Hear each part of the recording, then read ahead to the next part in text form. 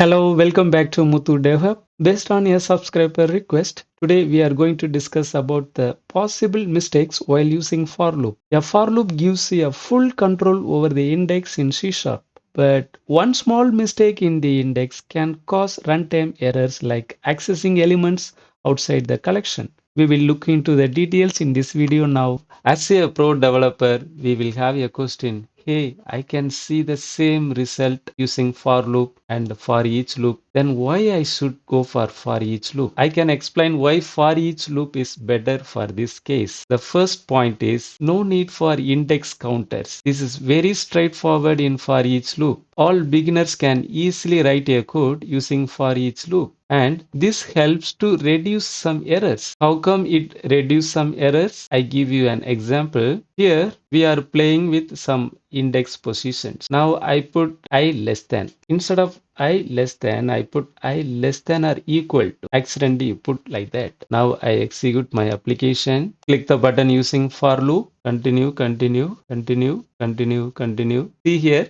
we have added 5 student names successfully, but still cursor comes here, still comes inside the for each loop. You understand? Actually, our student names already printed, all the 5 names printed successfully, but sixth time also cursor comes inside the for loop, but it will be an error. The reason is it is out of range exception. What is out of range exception? The array position currently is 5, but in our students, we don't have 5. We have up to 4 position only, but the cursor is looking for 5th position as well, which we don't have here. You got it? This is one of the possible mistakes if you use for loop. Same case, if we go for each loop, it won't be happen, because we are not playing with any index positions. What we have in the collections from students, just we are reading and print it. That's it. We are not playing with any index positions. You got it? This case for each helps to reduce errors. Our main goal is here. We need to read the student names from the collections and add the student name inside the list box. That's it. For that case, if we use for loop, there may be a human mistakes as I show here. If you put I less than or equal to, you will face some errors. The program will throw error. Now another case, I put -1. What is -1? We are going to have the count, and from the count we are going to -1. I press for loop button. Yes, F11, F11, F11, press F11, F11. So we reached until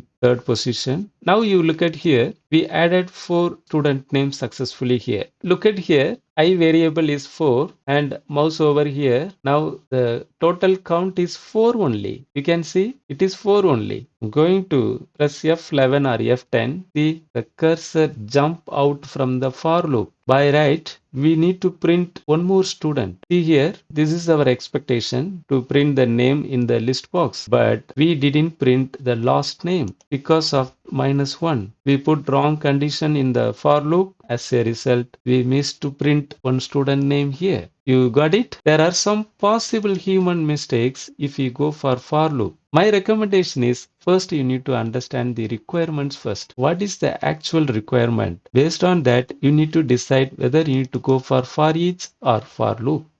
If you like the channel, please like and subscribe and forward it to your friends. Cheers.